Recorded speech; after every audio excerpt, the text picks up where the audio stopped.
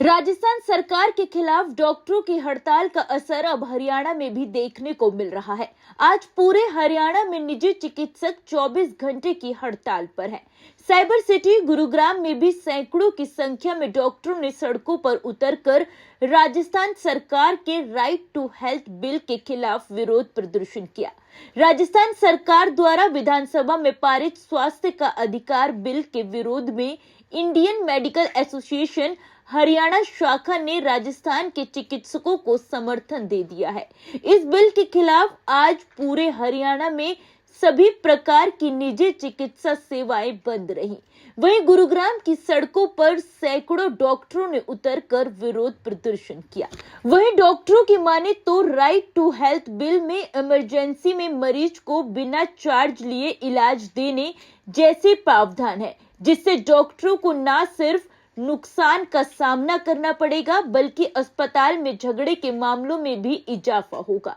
उन्होंने कहा कि राजस्थान सरकार ने ये भी साफ नहीं किया कि वो इमरजेंसी में भर्ती मरीजों के बिल को भुगतान कितना और कब करेंगे। उन्होंने कहा कि इसी तरह से राइट टू हेल्थ बिल में कई ऐसे प्रावधान हैं जो डॉक्टरों के हित में नहीं है।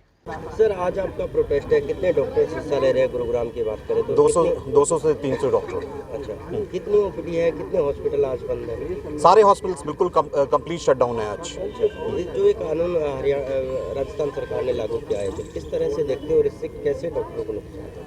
ये राइट टू हेल्थ का मतलब ये होता है कि हमें आम जनता को स्वच्छ पानी, स्वच्छ हवा, स्वच्छ भोजन दिया जाए और प्रॉपर इलाज हो। अब राजस्थान सरकार ने क्या है कि इलाज सारा प्राइवेट उसके ऊपर थोप दिया है कि जो भी पेशेंट है वो किसी भी वक्त किसी भी डॉक्टर के पास, चाहे वो उस फील्ड का डॉक्टर हो चाहे ना हो, उसके पास जाके इमरजेंसी इलाज करवा सकता है और बिना कोई पैसे दिए। अब सारे प्राइवेट हॉस्पिटल सब अपने पैसों से बने हुए हैं, सब ने 52-53 लाइसेंस लिए हुए हैं, सबका खर्चा है। अब बिना पैसे के अगर वो इलाज करेंगे तो सारे के सारे हॉस्पिटल बंद होंगे। 80 से 90% जो इलाज होता है वो प्राइवेट हॉस्पिटल्स में होता है। सरकारी हॉस्पिटल सिर्फ 10 से 15% ही इलाज करते हैं। तो फिर ये सारे जो आम जनता है कहाँ जाएंगे ये क्योंकि सरकारी हॉस्पिटल्स में तो इलाज हो नहीं रहा है।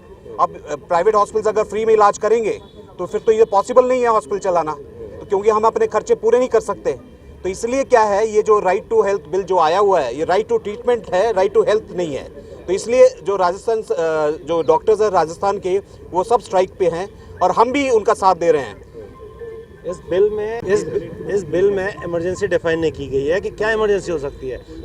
वैसे किसी का भी पेट दर्द हो रहा हो, कान दर्द हो रहा हो, ये भी पेशेंट के लिए तो ये भी एक इमरजेंसी है, लेकिन हर जगह भी अवेलेबल नहीं हो सकती है। आप किसी आई हॉस्पिटल में जाके कान दर्द का ट्रीटमेंट नहीं करा सकते, लेकिन इसमें ये डिफाइन नहीं किया गया है कि कहाँ पर जाके कहाँ ट्रीटमेंट कराना है। इसमें क्या होगा कि अननेसेसरी जो हॉस्पिटल मैनेज नहीं कर सकते हैं वहाँ पर पेशेंट जाएंगे और उन हॉस्पिटल में बर्डन पड़ेगी और उसके बाद फिर मुश्किल ये होगा कि यदि वो ट्रीट नहीं कर पाएंगे उसको, तो वहाँ पर फिर वायलेंस होने के चांसेस होते हैं। पेशेंट सेटिस्फाई नहीं होगा तो वायलेंस होगा, करते हैं लोग, हर जगह करते हैं ये। तो ये एक बहुत बड़ी प्रॉब्लम है। तो इसके 2-3 चीज़ें हैं। एक तो इमरजेंसी डिफाइन नहीं की गई है, एक हॉस्पिटल डिफाइन नहीं किया गया, किस हॉस्पिटल में जाना है आपने, ये इंपॉर्टेंट चीज़ है। और तीसरा, रीइंबर्समेंट के लिए बोल तो दिया कि फ्री में होगा, लेकिन कैसे फ्री में होगा? हॉस्पिटल, सारे हॉस्पिटल ने इतना बड़ा लोन लेके हॉस्पिटल्स खोला है, मशीनें लगाई हुई हैं, करोड़ों की मशीनें लगाती हैं, रनिंग कॉस्ट इतनी ज़्यादा, इतना स्टाफ होता है, वो सब कैसे ट्रीटमेंट कर सकते हैं फ्री में हर चीज़ का? और मरीज़ के लिए तो हर चीज़ इमरजेंसी होती है, उसकी हर सारी इमरजेंसी होगी, उसका पेट दर्द भी इमरजेंसी होगा, उसका कान दर्द भी इमरजेंसी होगा, सिर दर्द भी इमरजेंसी होगा। तो ये मैनेज करना बहुत मुश्किल हो जाएगा। ये सरकार को समझना चाहिए, प्रॉपरली डिफाइन करना चाहिए इस चीज़ को, और तभी ये बिल को लाना चाहिए। बिना सोचे समझे एक वोट बैंक की राजनीति की है कि इलेक्शन आने वाली है गवर्नमेंट की राजस्थान में, और उन्होंने ये बिल लागू कर दिया। हम खुद इस बिल की मांग कर रहे थे हमारे सेंट्रल काफ़ी सालों से, लेकिन ये जिस वे में ये लाया गया बिल वो गलत है, हम उसका विरोध कर रहे हैं। मेरा नाम डॉक्टर विनीता यादव है और मैं एक गायनेकोलॉजिस्ट हूँ। राजस्थान में जो राइट टू हेल्थ बिल सरकार लेकर आई है, उसका राजस्थान के सभी डॉक्टर्स विरोध कर रहे हैं और उनके समर्थन में हम भी उसका विरोध कर रहे हैं। और इस बिल में जो एक प्रॉब्लम तो है कि इमरजेंसी ट्रीटमेंट आप किसी भी अस्पताल में ले सकते हो बिना प्रायर पेमेंट के, और बाद में भी पेशेंट यदि पैसे नहीं देना चाहता है तो वो जा सकता है और सरकार रिएम्बर्स करेगी, लेकिन वो कितना रिएम्बर्स करेगी, कब रिएम्बर्स करेगी, इस बारे में बिल में कोई क्लैरिटी नहीं है। दूसरा, इमरजेंसी को कोई डिफाइन नहीं किया गया।